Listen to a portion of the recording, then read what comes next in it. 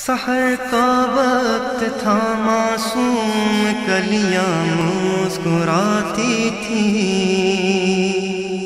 ہوائیں خیر مقدم کے ترانے گنگناتی تھیں۔ ابھی جبریل بھی اترے نہ تھے کعبے کے منبر سے کہ اتنے میں صدا آئی عبداللہ کے گھر سے، مبارک ہو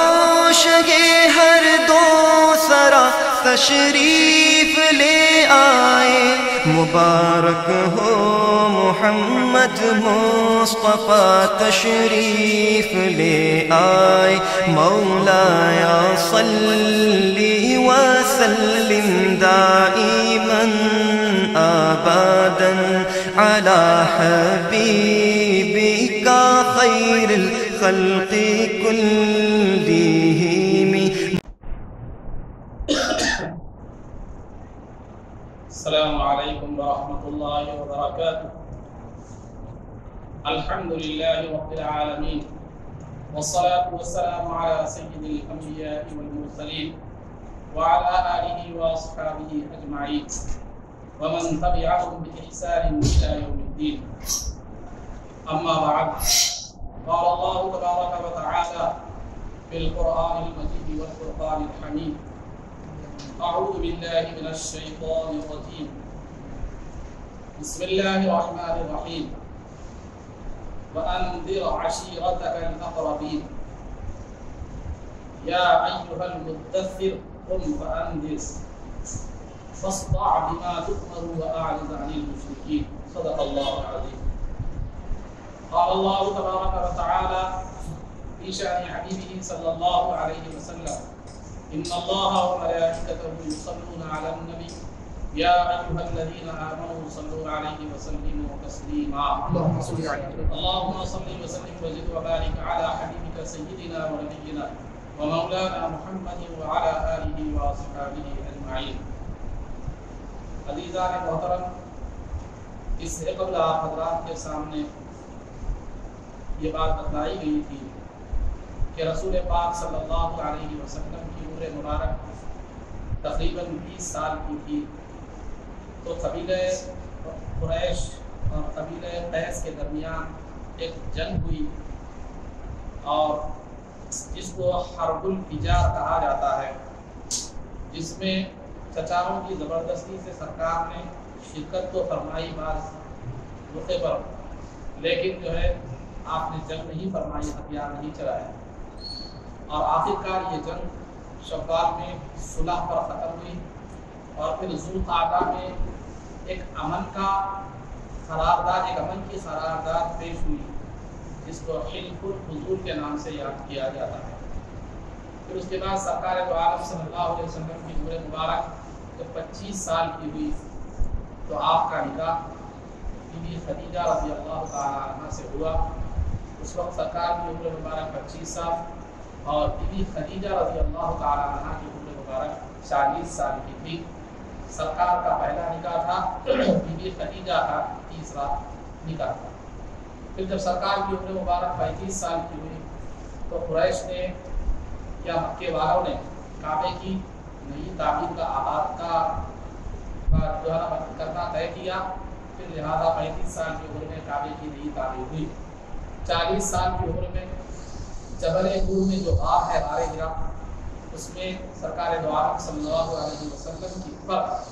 پہلی وحی نازل ہوئی، اور 5 آیتیں اس میں نازل ہوئی۔ سورہ علق کی ابتدائی 5 آیتیں نازل ہوئی۔ پھر اس کے بعد تقریباً 3 سال تک وحی کا سلسلہ رک گیا۔ پھر اس کے بعد 3 سال کے بعد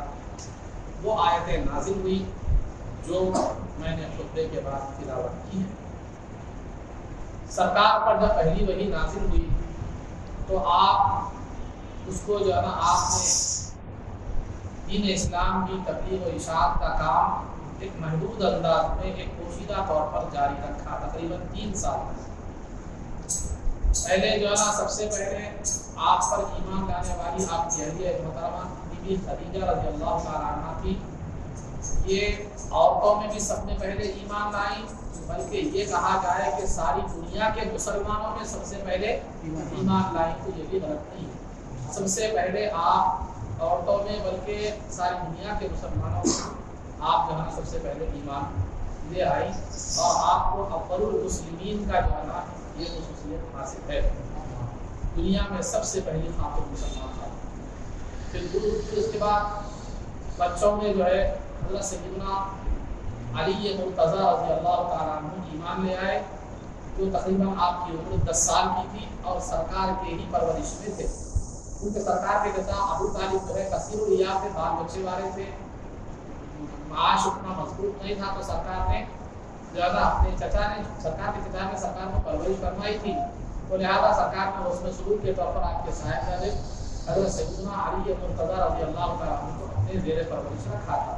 تو سیدنا علی مرتضی رضی اللہ تعالیٰ عنہ کی ایمان لائے، وہ تفصیلی واقعات بھی ہیں لیکن میں مختصر چونکہ جا رہا ہوں اسی وجہ سے میں باتیں مختصر بیان کر رہا ہوں۔ پھر جو ہے بچوں میں سب سے پہلے سیدنا علی مرتضی رضی اللہ تعالیٰ عنہ ایمان لے آئے، اور پھر بڑے لوگوں میں سیدنا ابو بکر صدیق رضی اللہ تعالیٰ عنہ ایمان لے آئے۔ سرکار نے جب ابو بکر صدیق رضی اللہ تعالیٰ عنہ کے سامنے دین اسلام کو پیش کیا تو بلا چوب و چرا آپ نے جو ہے نا اس کو قبول فرمایا۔ چنانچہ سرکار اپنی حیات مبارکہ میں فرماتے تھے کہ میں نے جس کے بھی سامنے اسلام پیش کیا وہ تھوڑا پسو پیش ہوئے، لیکن ابو بکر کے سامنے جب میں نے اسلام کی پیش کیا تو میں نے بالکل جو ہے نا انہوں نے بالکل بلا چوب و چرا تسلیم ایمان کو کر لیا۔ تو مردوں میں بالغ مردوں میں سب سے پہلے ایمان لانے والے جو ہے سیدنا ابو بکر صدیق رضی اللہ تعالیٰ عنہ ہیں، اور غلاموں میں سب سے پہلے ایمان لانے والے زید بن حارثہ رضی اللہ تعالیٰ عنہ ہیں۔ سیدنا ابو بکر صدیق رضی اللہ تعالیٰ عنہ کے واسطے سے، یعنی آپ کی کوششوں سے، آپ کی جد و جہد سے کئی لوگ مسلمان ہوئے، کئی لوگ جو ہے نا مسلمان ہوئے ابو بکر صدیق رضی اللہ تعالیٰ عنہ کی کوششوں اور جد و جہد سے۔ ان میں بڑے اجلہ صحابہ ہیں بلکہ عشرہ مبشرہ ہیں، یعنی وہ صحابہ ہیں جن کو دنیا میں ہی جنت کی خوشخبری دی گئی تھی۔ ایک ان میں سے زبیر بن العوام رضی اللہ تعالیٰ عنہ، عبد الرحمن بن عوف رضی اللہ تعالیٰ عنہ، سعد بن ابی وقاص رضی اللہ تعالیٰ عنہ، خود عثمان غنی رضی اللہ تعالیٰ عنہ خلیفہ اسلام۔ یہ سیدنا ابو بکر صدیق کی قابل ذکر حضرات ہیں، ورنہ بہت سے لوگ سیدنا ابو بکر صدیق رضی اللہ تعالیٰ عنہ کے ہاتھ میں ایمان لے آئے۔ تو 3 سال تک مسلمانوں کا جو ہے، چونکہ نماز کا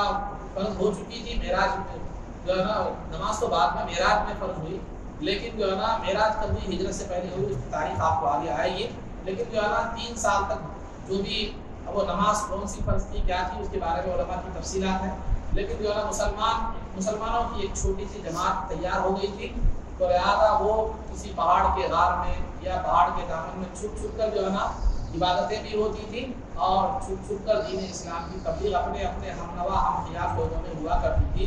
اور سرکار دو عالم صلی اللہ علیہ وسلم کا جو درس ہوتا تھا صحابہ کو، وہ ارقم رضی اللہ تعالیٰ عنہ کے مکان میں ہوتا تھا، جو صفا کی پہاڑی کے پاس تھا۔ تو بہرحال عزیزان محترم، یہ سب کام پوشیدہ طور پر ہوا کرتے تھے۔ تقریباً پہلی وحی کے نازل ہونے کے بعد سے 3 سال تک اسلامی عبادات، تبلیغ و ارشاد کا سب کام جو ہے نا ایک پوشیدہ طور پر ہونے لگا۔ جب 3 سال جو ہے نا مکمل ہو گئے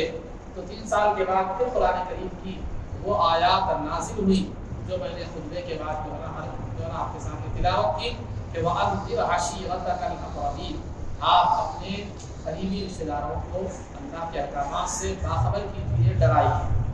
آپ ان کے سامنے پیغام توحید پیش کیجیے۔ پھر دوسری آیت میں بتایا گیا یا ایھا المدثر، اے قبلی والے تم کھڑے ہوئیے، فَأَنذِرْ، اور لوگوں کو ڈرائیے۔ پھر اس کے بعد اور ایک آیت میں کہا گیا فَاصْدَعْ بِمَا تُؤْمَرُ وَأَعْرِضْ عَنِ الْمُشْرِكِينَ، جس بات کا یعنی جس توحید کے اعلان توحید کا آپ کو حکم دیا گیا ہے اس کو صاف کھول کر وضاحت کے ساتھ سب کے سامنے بیان کیجیے، اور مشرکوں کی پرواہ نہ کیجیے۔ جب یہ اعلان ہوا، جب یہ آیتیں نازل ہوئی تو سرکار دو عالم صلی اللہ علیہ وسلم صفا کی پہاڑی پر آپ تشریف لے گئے اور سب لوگوں کو جمع فرمایا۔ جمع فرمانے کے بعد سرکار نے فرمایا کہ اے لوگوں، اگر میں یہ تم سے یہ کہوں کہ یہ پہاڑی کے پیچھے ایک لشکر ہے جو تم پر حملہ کرنے والا ہے، تو کیا تم میری بات کو تسلیم کرو گے؟ تو لوگوں نے کہا ہم نے آپ کو تو کبھی جھوٹ بولتا ہوا نہیں پایا، لہذا ہم آپ کی بات کو مانیں گے۔ تو پھر سرکار نے فرمایا کہ دیکھو جو ہے نا میں تمہیں اللہ کے عذاب سے ڈراتا ہوں، اللہ کو ایک مانو اور مجھے اس کا رسول مانو، تو لہذا دنیا و آخرت میں کامیاب ہوگے۔ تو سرکار نے جب اعلان توحید فرمایا تو بدبخت ابو لہب وہاں پر موجود تھا، تو اس نے جو ہے نا یہ کہا تبت لکا الہذا جمعتنا، کہ آپ کی بربادی ہو، کیا اس وجہ سے ہمیں جمع کیا تھا؟ تو جو ہے اللہ رب العزت نے اپنے حبیب پاک صلی اللہ علیہ وسلم کی اس گستاخی کو پسند ناگوار ہو کر اللہ کو پسند نہیں آئی، اللہ نے اس کی ہلاکت کی خبر دی اسی الفاظ کے ذریعے سے، چنانچہ اس کی مذمت میں ہو رہا ہے جو نا سورت نازل فرمائی تبت یدا ابی لہب و تب، کہ ابو لہب کے دونوں ہاتھ ٹوٹ جائے اور ٹوٹ گئے اور وہ ہلاک و برباد ہو گئے۔ تو لہذا تو اللہ نے انہی الفاظ کے ذریعے سے، جن الفاظ کے ذریعے سے اس نے گستاخی کی تھی، اس کی مذمت کے لیے بھی اللہ نے وہی الفاظ قرآن کریم میں انتخاب فرمایا۔ اس کے بعد سرکار دو عالم صلی اللہ علیہ وسلم نے ایک دعوت کا اہتمام کیا اپنے قریبی رشتہ داروں کے لیے، اولاد عبد المطلب کے لیے، اپنے جو خاندانی لوگ تھے ان کے لیے ایک دعوت کا اہتمام کیا، اور دعوت کے کھانے کا انتظام سیدنا علی مرتضیٰ کے حوالے فرمایا۔ علی مرتضیٰ رضی اللہ عنہ کو حکم دیا کہ ایک بکری کا ایک دست جو ہوتا ہے، ہاتھ جس کو سامنے کا کہتے ہیں، سرکار کو دست کا گوشت پسند تھا، تو لہٰذا وہ ایک دست لاؤ اور ایک پیالہ دودھ لاؤ، تو ایک پیالہ دودھ لاؤ، تو سیدنا علی مرتضیٰ رضی اللہ تعالیٰ عنہ نے ایک پیالہ دودھ دست وغیرہ کا انتظام فرمایا، تو بمشکل ایک آدمی پیٹ بھر کھا سکتا تھا، لیکن وہاں محفل میں جمع ہونے والے تقریباً 40 لوگ تھے، تو لہٰذا سرکار دو عالم صلی اللہ علیہ وسلم نے وہ دست کو اپنے دندان مبارک سے دانتوں سے جو ہے نا 2 ٹکڑے کیا اور برتن میں رکھا، اور علی رضی اللہ عنہ سے کہا کہ اب اس کو تقسیم کرو، تو لہٰذا جب علی رضی اللہ عنہ تقسیم کیے تو 40 آدمی پیٹ بھر کر کھائے، پیٹ بھر کر دودھ پیے، پھر جیسے کا ویسی گوشت بھی ویسی تھا، دودھ بھی ویسی۔ سبحان اللہ سبحان اللہ۔ تو بہرحال یہ بدبخت کو جو ہے نا ابو جو ہے نا جہل وغیرہ کو جو ہے نا ابو جہل وغیرہ کو تو یہ بات وہ نہیں آئی، چونکہ برے ایمانی ہوتا تھا تو معجزہ نظر آتا تھا، لیکن ظلمات جو ہے نا کفر کی تاریکی میں وہ کیا نظر آئے گا؟ تو اس نے کہا کہ آج محمد نے ہمارے کھانے پر جادو کر دیا ہے، یہ کہہ کر وہ گڑبڑ بچا کر کہے چلا گیا۔ اس طرح پہلی دعوت ثمر آور نہیں رہی، پھر دوسری دعوت جو ہے نا پھر علی رضی اللہ عنہ کو جمع کیا، وہ کھانے کا انتظام علی رضی اللہ عنہ نے سبق فرمایا، پھر دوسری دعوت میں بھی وہ بڑے بڑے لوگ خاندان کے آئے، آنے کے بعد سرکار نے توحید کا اعلان فرمایا کہ دیکھو اللہ رب العزت نے مجھے حکم دیا ہے کہ تمہیں یہ بات بتلاؤں کہ تم اللہ کو ایک مانو، مجھے اس کا رسول مانو، اور لہٰذا تو تم دنیا و آخرت میں کامیاب ہوگے، تو مانو تو تمہارے لیے سعادت مندی ہے، اور میرے نہ مانو تو تمہارے لیے ہلاکت و بربادی ہے، لہٰذا میرے اس کام میں تم میں میرا کون مددگار ہوگا؟ تو کسی نے بھی کچھ نہیں کہا، جواب کچھ بھی نہیں آیا۔ سیدنا علی مرتضیٰ رضی اللہ تعالیٰ عنہ 10 سال کی عمر تھے، دبلے پتلے پیر تھے، دبلے پتلے تھے ایک دم، تو آپ نے کہا کہ آپ کے اس کام میں آپ کا مددگار ہوں، سبحان اللہ سبحان اللہ، میں آپ کے اس کام میں آپ کا مددگار ہوں۔ تو سب بڑے بڑے لوگ بیٹھے ہوئے تھے، طاقتور 10 سال کا بچہ اٹھ کر کہہ رہا ہے میں آپ کے کام میں آپ کا مددگار ہوں۔ تو اگر ہمارے پاس عام طور پر ایک چھوٹا بچہ کوئی بڑی بات کہہ دے تو لوگ کیا ہے ہنستے ہیں، تو علی رضی اللہ تعالیٰ عنہ کی اس جو ہے نا جانثاری پر اور آپ کی اس بات پر بڑے بڑے لوگ کیا ہنسنے لگے کہ 10 سال کا بچہ مددگاری کی بات کر رہا ہے، لیکن انہیں کیا معلوم تھا کہ یہی 10 سال کا بچہ آگے جا کر خیبر کے دروازے کو جو ہے نا جس کو صرف اٹھانے کے لیے ایک بڑی جماعت درکار تھی، وہ اس نے اس کو جو ہے نا جڑ سے اکھاڑ دیا اور خیبر کا لقب پا گیا۔ تو بہرحال جو ہے نا یہ سیدنا علی کی دعوت ختم ہو گئی، اور بہرحال یہ دونوں دعوتوں میں کوئی خاطر نتیجہ جو ہے نہیں۔ تو شروع میں جب اسلام پھیل رہا تھا، مسلمان لوگ مسلمان ہو رہے تھے، تو کفار مکہ نے اتنی توجہ نہیں دی، ایزی لے لیا اس کو، لیکن جب مسلمانوں کی تعداد بڑھنے لگی تو ان کے دل میں فکر دامن ہوئی کہ جو ہے نا یہ اسلام پھیل رہا ہے، اور جو ہے نا یہ کفر کیا ہو رہا ہے، ہمارے کفار جو ہے نا مسلمان ہو رہے ہیں۔ انہیں دین اسلام سے اختلاف جو تھا اس کی وجہ یہ تھی کہ اگر وہ دین اسلام اگر لا لیتے تو سب سے پہلے انہیں باپ داداؤں کے مذہب کو چھوڑنا پڑتا، جو ان کے لیے بڑی سوہانے روح کی بات تھی، یعنی بڑی تکلیف کی بات تھی۔ پھر دوسرا، ان کی جو سماج میں پوزیشن تھی، سردار تھے، عزت دار تھے، اشراف تھے، تو شرافت اور بزرگی سے جو ہے نا سرکار کی غلامی میں آ جانا پڑتا تھا، یہ ان کے نفس اس کی اجازت جو ہے نا نہیں دیتے۔ دوسرا، کعبے کے متولی ہونے کی حیثیت سے، کعبے کا انتظام انصراف کرنے کی وجہ سے یہ دنیا میں ان کا ایک مقام تھا کعبے کے متولی ہونے کی حیثیت سے، لہذا وہ مقام، وہ شہرت کیا ہو جاتی، ختم جو ہے نا ہو جاتی۔ اور لہذا پھر دوسری بات جو ہے نا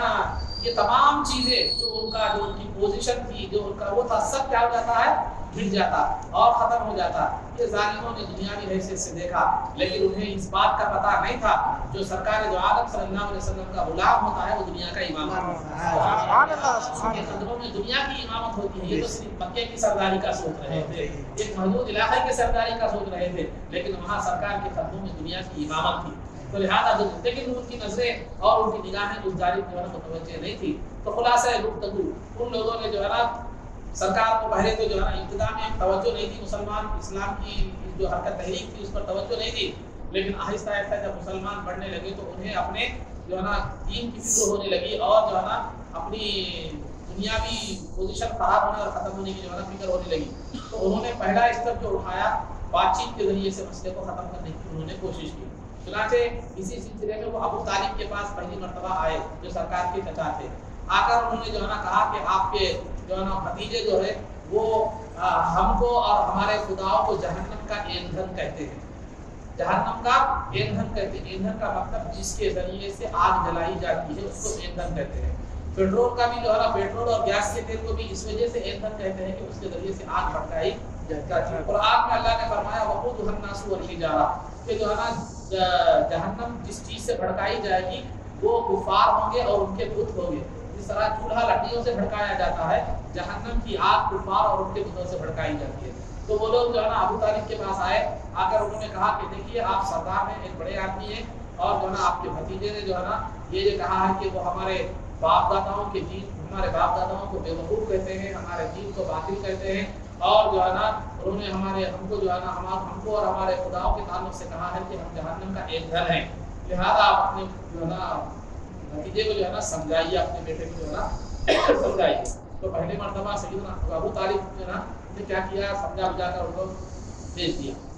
پھر اس کے بعد معاملہ اور بگڑ گیا، مسلمان اور پھیلنے لگے، تو وہ پھر دوبارہ جو ہے نا ابو طالب کے پاس آئے، آ کر انہوں نے جو ہے نا ایک سختی سے معاملہ جو ہے وہ کیا، سختی سے بات کی کہ جو ہے نا آپ اپنے بیٹے کو بھتیجے کو سمجھائیے ورنہ معاملات بگڑ جائیں گے۔ بہرحال ایک دھمکی آمیز انداز میں انہوں نے جو ہے نا ابو طالب کے سامنے معاملے کو پیش کیا، اپنے غصے کا سرکار پر جو غصہ تھا اس کا اظہار کیا۔ تو ابو طالب نے سرکار دو عالم صلی اللہ علیہ وسلم کو بلا کر جو ہے نا فرمایا کہ اے بیٹے یہ تمہاری قوم ہے، لہذا ان کا بھی کچھ خیال رکھو، تم مسلمانوں کی طرف پورے طور پر مائل مت ہو جاؤ، پورے طور پر مسلمانوں کی طرف مائل مت ہو جاؤ، تھوڑا اپنی قوم کا بھی پاس ہو لحاظ رکھو۔ تو چنانچہ اب تک جو ہے نا ابو طالب جو ہے یہ سرکار کے درمیان اور کافروں کے درمیان ہاتھ بنے ہوئے تھے، سرکار ایک سہارا انہیں سمجھتے تھے۔ جب وہ اپنی قوم کی بھی بات کرنے لگے تو سرکار کو تھوڑا سا بے سہارگی کی کیفیت جو ہے نا محسوس ہوئی، تو سرکار دو عالم صلی اللہ علیہ وسلم کی آنکھیں نم ہو گئی اور آپ نے فرمایا کہ جو ہے نا اے چچا جان، جو ہے نا یہ لوگ اگر میرے ایک ہاتھ میں سورج بھی دے دے اور دوسرے ہاتھ میں چاند بھی دے دیں تو میں اپنے کام کو چھوڑنے والا نہیں ہوں، یہاں تک کہ اللہ دین اسلام کو غالب کر دے یا میں اس کام میں اس دنیا سے شہید ہو کر چلا جاؤں۔ اور ایک بات سرکار نے یہ بھی فرمائی کہ جو ہے نا ٹھیک ہے تم لوگ آئے ہو نا، انصاف چاہتے ہو، آئے ہو تو ٹھیک ہے، مجھے تم ایک کلمہ دے دو، ایک کلمہ تم مجھے دو، تو اس ایک کلمے کی بدولت سارا عرب و عجم ساری دنیا تمہارے تابع ہو جائے۔ تو وہ کفار کا خوش ہو کر کہا ایک نہیں 10 کلمے بولیں گے دیں گے۔ سرکار نے فرمایا قولوا لا الہ الا اللہ، لا الہ الا اللہ محمد رسول اللہ کہو۔ تو جو ہے نا وہ لوگ اٹھ کر غصے سے کہا واپس چلے۔ اب بعض روایتوں میں یہ بھی آتا ہے کہ تیسری مرتبہ بھی انہوں نے ابو طالب کے سامنے آ کر غصے کا اظہار کیا اور کہا کہ اپنے بھتیجے کو ہمارے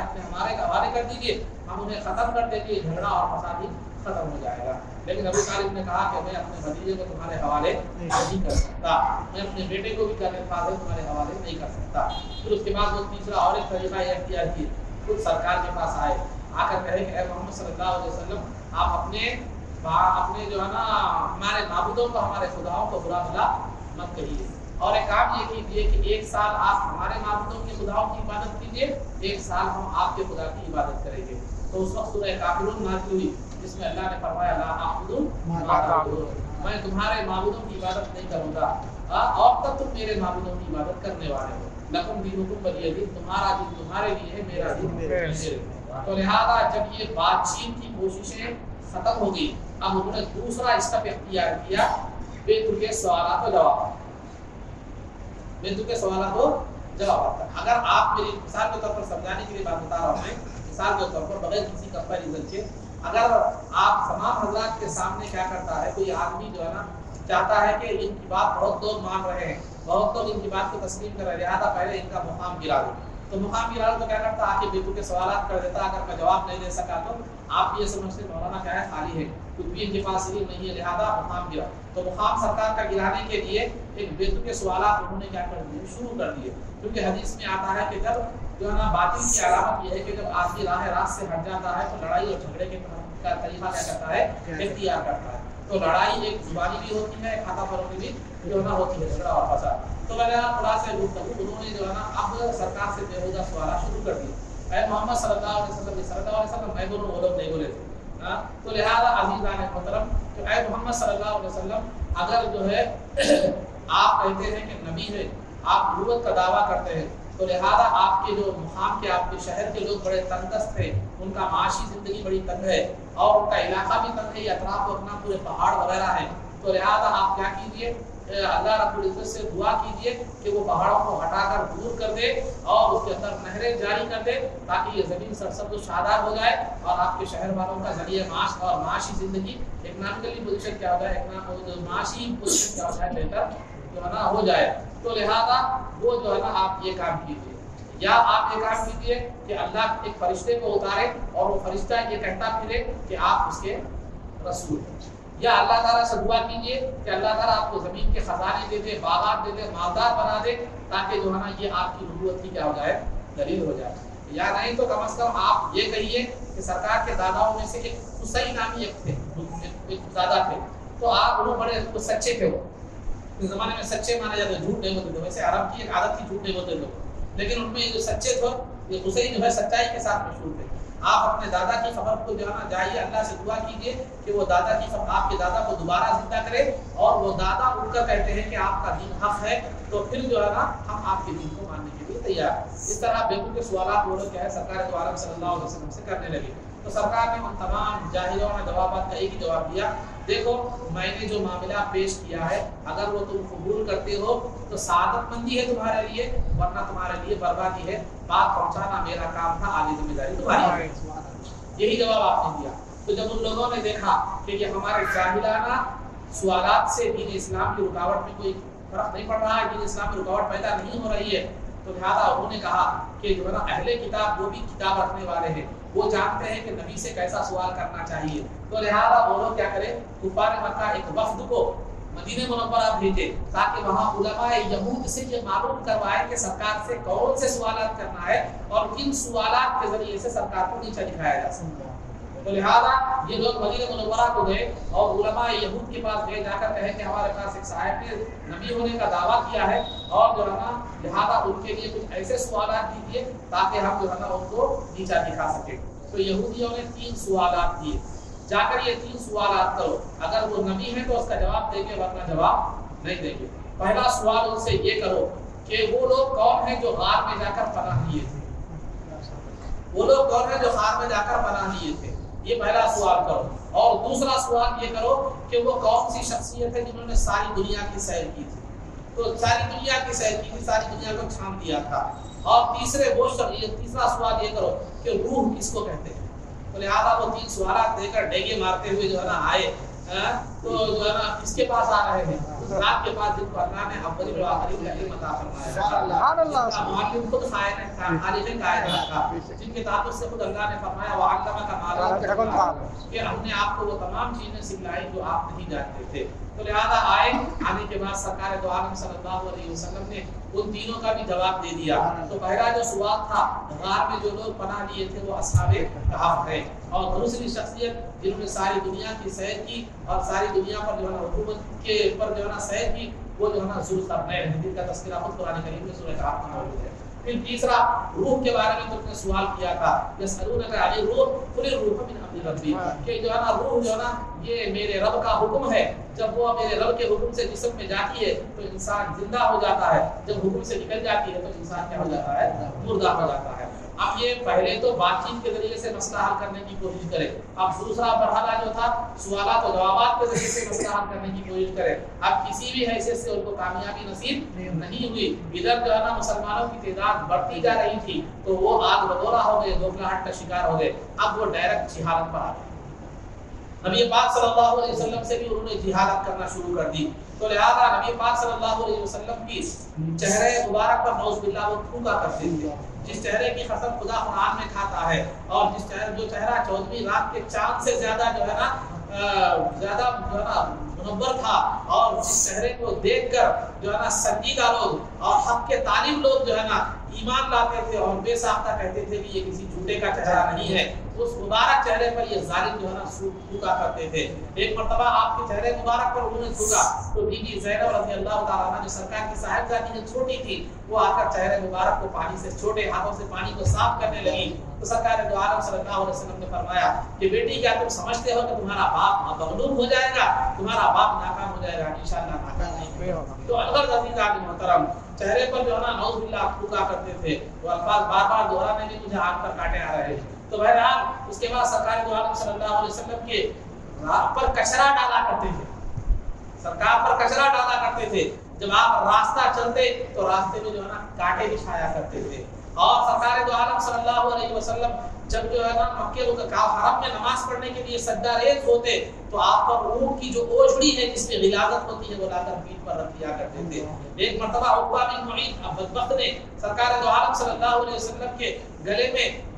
بوٹی دار چادر کھردری چادر ڈال کر اس زور سے کھینچا کہ جو ہے نا آپ زمین پر تشریف لائی لگ گر گئے، اور جو ہے نا آپ کا جو ہے نا گردن مبارک کیا ہو گئی، آپ کی جو ہے نا زخمی ہو گئی۔ اور ایک مرتبہ سرکار دو عالم صلی اللہ علیہ وسلم نے جو ہے اعلان فرمایا توحید کا، تو تمام کفار سرکار پر اس طرح ٹوٹ پڑے جیسے بھوکے بھیڑیے جو ہے ٹوٹ پڑتے ہیں۔ تو سرکار جب پر ان لوگوں نے جب حملہ کیا تو وہاں آپ کے ساتھ حارث بن ابی حالہ رضی اللہ تعالیٰ عنہ موجود تھے، وہ سرکار کو بچاتے بچاتے وہ خود بھی شہید ہو گئے۔ یہ شمع محمدی پر قربان ہونے والا اسلام کا پہلا پروانہ تھا، جو اسلام کے پہلے شہید تھے جو حارث بن ابی حالہ، مردوں میں سب سے پہلے اسلام کی راہ میں شہید ہونے والی شخصیت حارث بن ابی حالہ تھی۔ اور عرب کے زمانے میں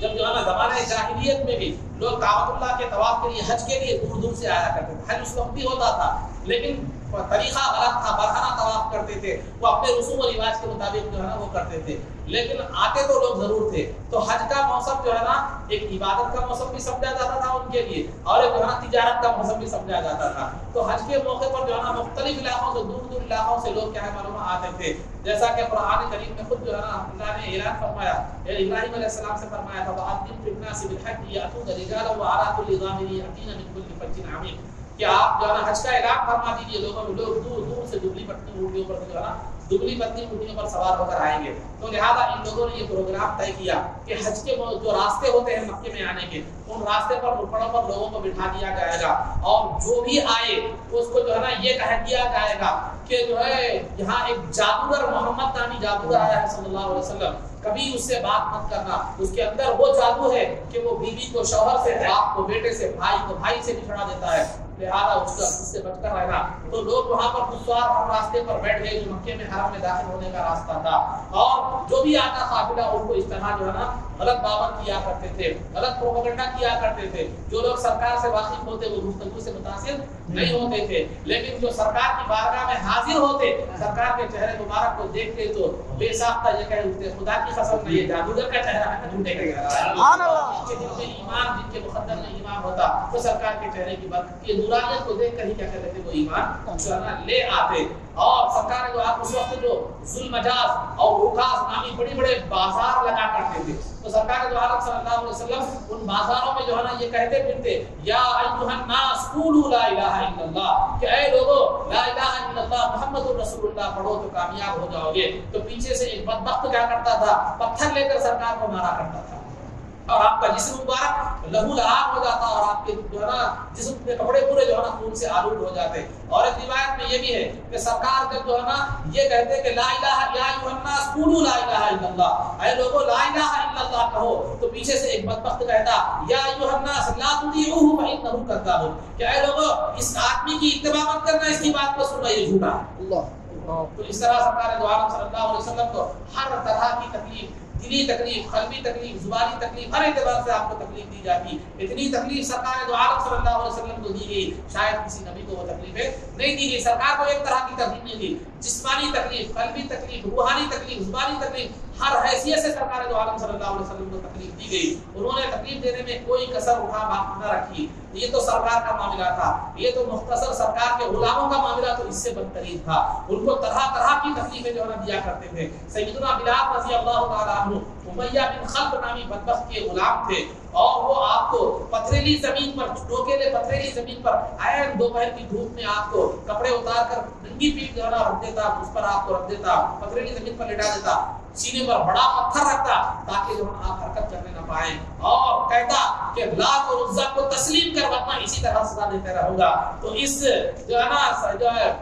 بلال رضی اللہ عنہ کی زبان سے جو ہے نا یہ نکلتے، یہی الفاظ نکلتے، احد احد احد، اللہ ایک ہے، اللہ ایک ہے، اللہ ایک ہے. اس کی تکلیفیں قلب ایمانی کو، نور ایمانی کو، بلال رضی اللہ عنہ کے ایمان کو متزلزل نہ کرتی. ایک مرتبہ یہی سزائیں وہ دے رہا تھا، سرکار کا جو ہے نا گزر اس طرف سے ہوا، جو ہے نا سرکار بلال رضی اللہ عنہ کو آپ نے جو ہے نا صبر کی تلقین فرمائی، اور پھر آگے بڑھ گئے. اور اس کے بعد یہ بلال رضی اللہ تعالیٰ عنہ کے گلے میں رسی کی پھندا بنا کر رسی ڈال دی جاتی، اور وہ امیہ بن خلف بچوں کے حوالے کر دیتا، اور بچے بلال رضی اللہ تعالیٰ عنہ کو جو ہے نا کھینچ کر لے جاتے، اور جو ہے نا کھینچ کر ساری گلیوں اور کوچوں میں پھرا دیتے، اور ان کو پتھر مارا جاتا. لیکن کسی بھی حالت میں سیدنا بلال رضی اللہ تعالیٰ عنہ کا ایمان متزلزل نہ ہوا. اور ایک مرتبہ وہ امیہ بن خلف بلال رضی اللہ تعالیٰ عنہ کو سزا دے رہا تھا، ادھر سے سیدنا ابوبکر صدیق رضی اللہ تعالیٰ عنہ کا گزر ہوا. تو آپ نے اس کو دیکھ کر آپ کا چہرہ، آپ کا جو نا دل بھر آیا، اور آپ کی آنکھیں بھر آئی. سیدنا ابوبکر صدیق رضی اللہ تعالیٰ عنہ نے امیہ بن خلف سے خطاب کر کے کہا، الا تتقی اللہ فی ھذا المسکین حتی متی انت، کہ اے بدبخت، کیا تو اللہ سے نہیں ڈرتا اس مسکین کے بارے میں، کہ اس کو اللہ کا خوف نہیں ہے تجھے، ایسی جو ہے ظلم کر رہا ہے، کب تک یہ تیرا ظلم چلے گا؟ تو اس امیہ بن خلف نے کہا، اگر تمہیں اتنا درد ہے تو اس کو آزاد کرا لو. تو سیدنا ابوبکر نے کہا کہ میرے پاس ایک مضبوط اور تیرے عقیدے کا مشرک غلام موجود ہے، جو طاقتور بھی ہے، اچھا کام کرنے والا بھی ہے،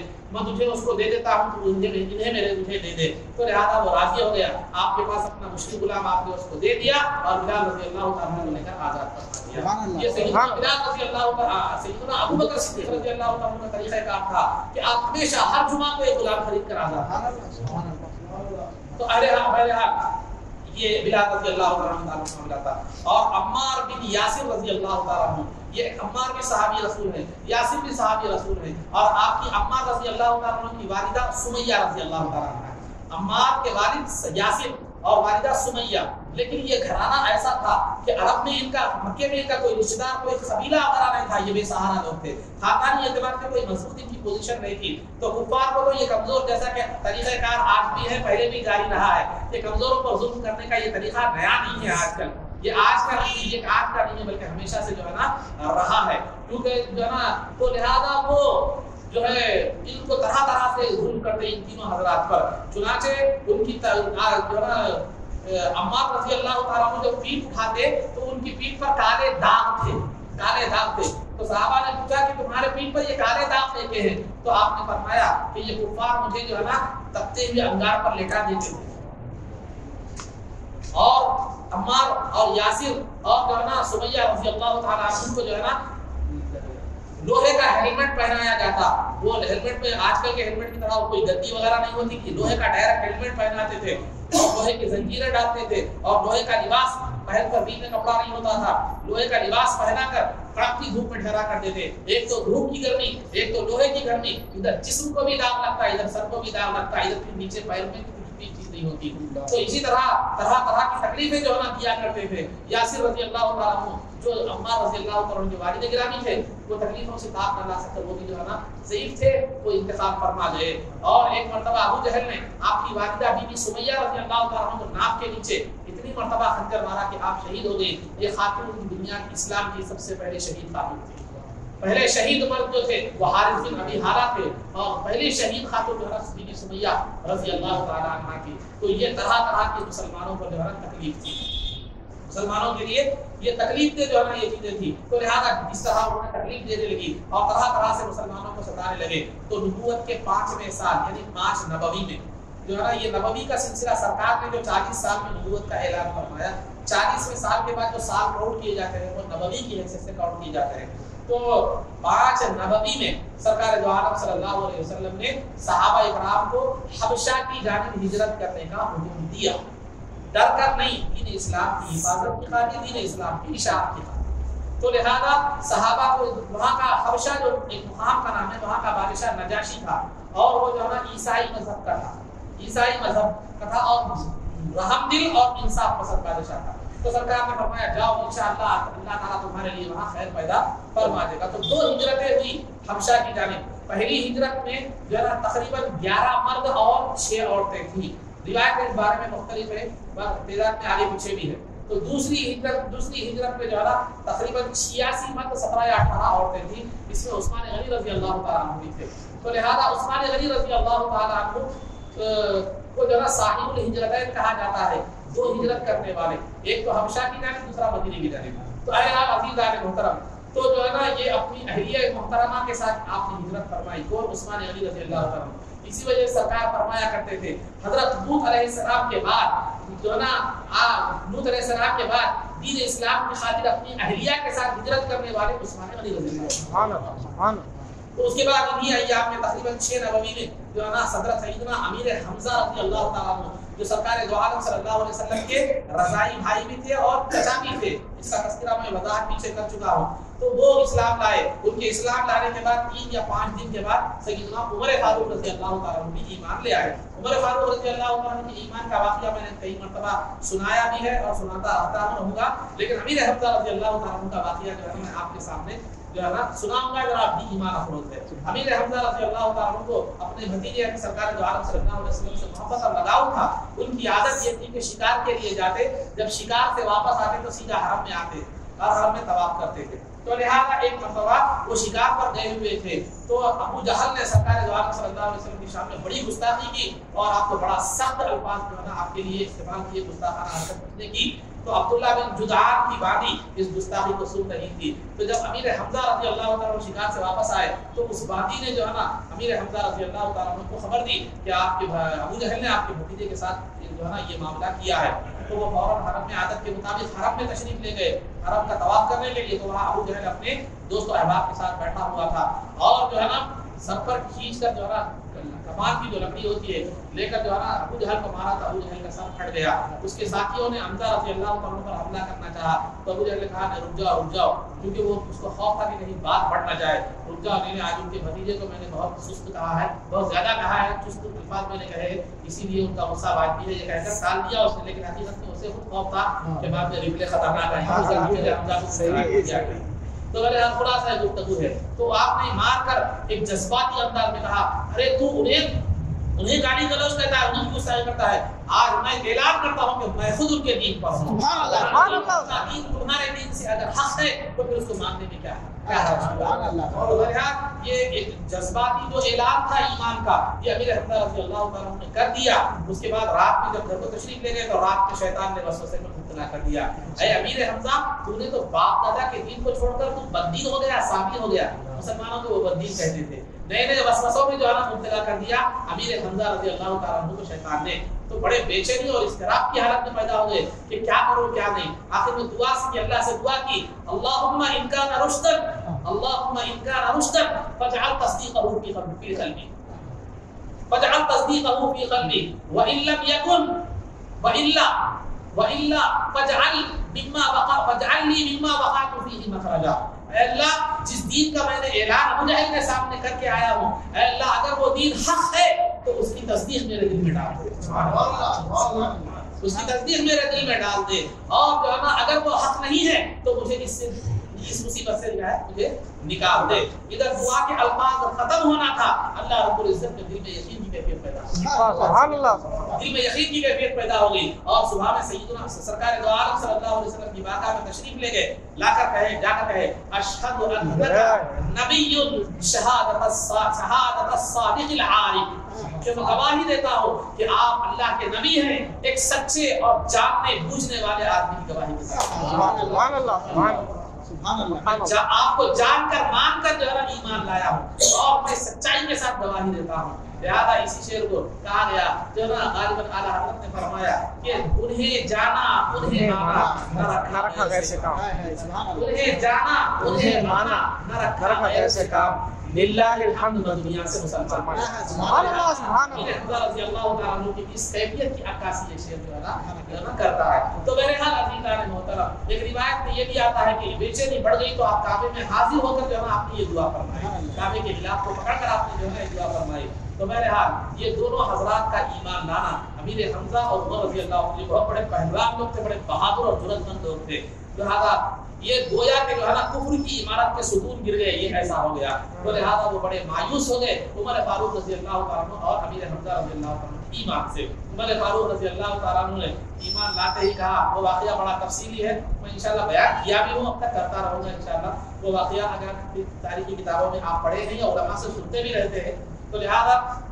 عمر فاروق رضی اللہ عنہ نے کہا کہ یا رسول اللہ کیا ہم حق پر نہیں ہیں؟ تو لہٰذا سرکار نے فرمایا کیوں حق پر نہیں ہے؟ تو عمر فاروق رضی اللہ عنہ نے کہا پھر یہ چھپ چھپ کر عبادت کیوں ہے؟ آج کے بعد اسلام کا ہر کام اللہ. سبحان اللہ. اسی وجہ سے ان کا رسم معروف پڑ گیا, الفارق بین الحق والباطل, یعنی حق اور باطل کے درمیان فرق کرنے والا. تو عزیزان محترم, یہ تقریباً 6 نبوی یعنی نبوت کے 6 سال تک کے واقعات جو ہے آپ حضرات کے سامنے بیان کیے گئے. انشاءاللہ آگے اور بھی بہت سے صحابہ کے ایمان کے, ہر ایک کے ایمان کی ایمان افروز داستان ہے,